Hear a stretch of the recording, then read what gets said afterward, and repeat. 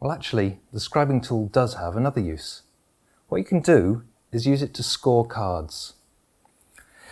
This is an A4 card, coloured one, and I'm going to use it to mount artwork on because that's what we have to look at now. And to quickly measure the middle of it, I'm just using a bit of A6 card because that's half the length of an A4. Make your mark in the middle, do the same at the bottom, and then just take a rule,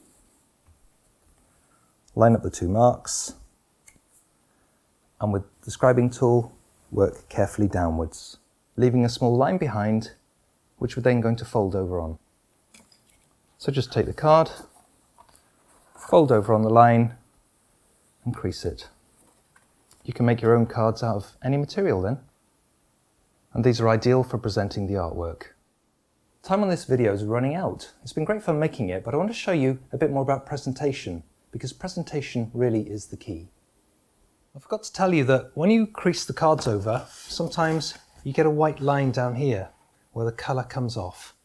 And to get rid of that, if you just take a felt pen and colour it in like this, just run the felt pen along, the same colour as the card, it hides it.